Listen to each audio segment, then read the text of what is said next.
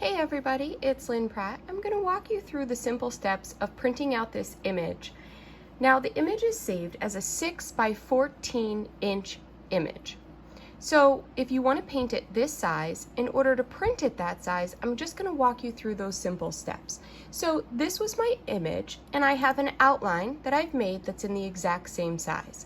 Now in order to print it, I'm going to go to my file and print. So this might be different depending on the program you're in, but you're just going to go to your normal print area.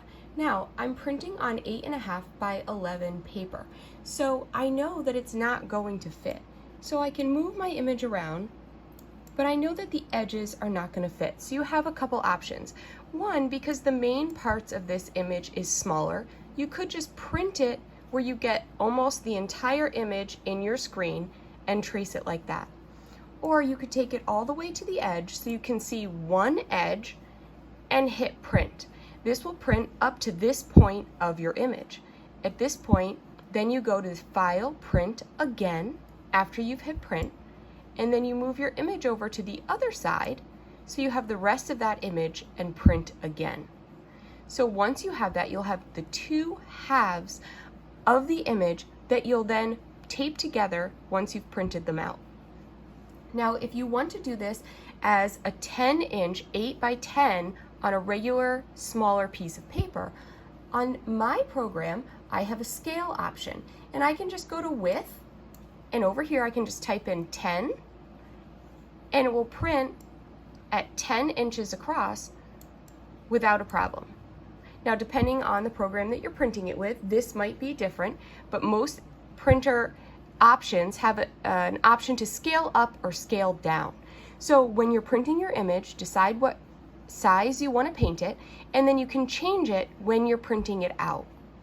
So I hope that helps printing it out, and I'll show you the next step of putting the pieces together. Now I have the two pieces of paper that I've printed out, both on 8.5 by 11. So you can see the image didn't quite fit on this side, so I've printed out more on the other side.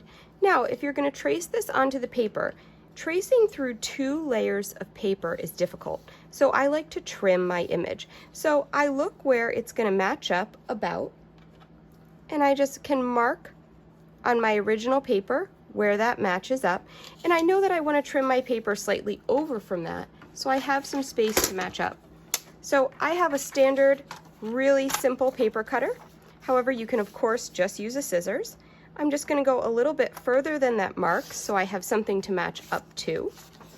And then on this other paper, you can see where the edge, doesn't print quite to the edge of your paper. So I'm going to put this in and just trim the tiniest bit off that edge so that my lines go right to my edge on this piece as well. So now I have my 2 pieces of paper, and I'm simply going to use just standard tape.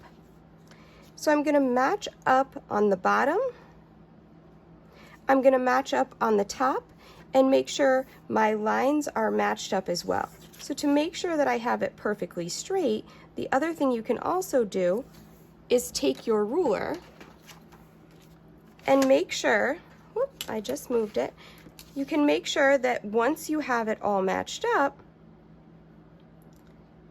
that you can take your ruler and put it along the straight line at the bottom and make sure that that goes straight all the way across. Once that does, you simply take your tape, tape your image over an area that you don't have any lines to trace. So that moved a little bit, but you get the idea. So you trace it where you tape it where you don't have to trace any lines. You don't want to put the tape over any lines you have to trace, or else they won't trace through. Now you have your 14 by 6 inch larger image that you can put onto your paper to use to trace from.